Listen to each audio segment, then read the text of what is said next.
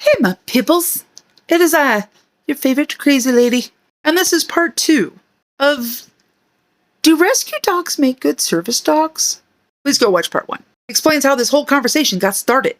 So, you need a service dog, and you want to get a rescue dog instead of getting one from a breeder. You get a puppy, you get an older dog, you get a boy or a girl. What breed do you get? There's a lot to understand about getting a service dog. And there's a lot more to consider if you're talking about taking a rescue dog and turning it into a service dog. Can they be turned into a service dog? Of course they can. Should they be turned into a service dog? Depends on the dog. So here's the problems that most people have, in my opinion. And in my opinion, this doesn't matter if it's a rescue dog or one you're getting from a breeder. If you want to train your own dog, or you want to train a dog for somebody else, there are several things you need to know how to do. You need to understand dog breeds, you need to understand dog behavior, you need to know how to evaluate dog behavior and assess their ability to work. You have to understand different disabilities, or at least your disability. Understand what the dog is supposed to be able to do for you and what you want it to do for you. And most people don't understand a third of that.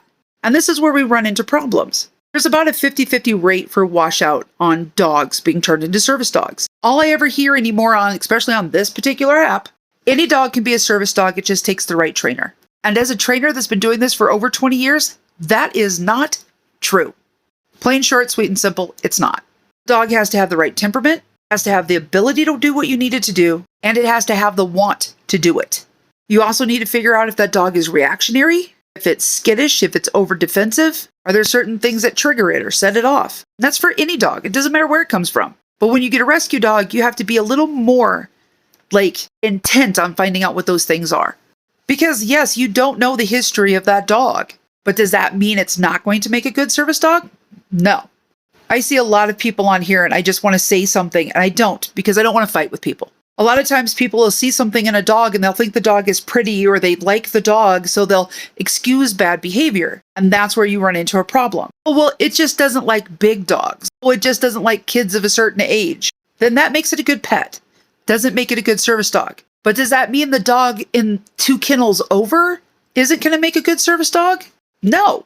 It means you need to take the time to go through, evaluate the animal, spend time with the animal. And there are actual animal evaluations that you can do that will show you certain things that an animal will react to that most people don't know to do. We can do that in another video. But you need to do your due diligence in making sure that this dog is able to do what you need it to do.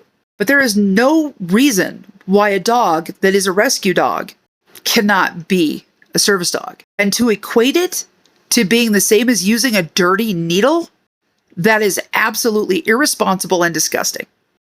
Part 3 is coming.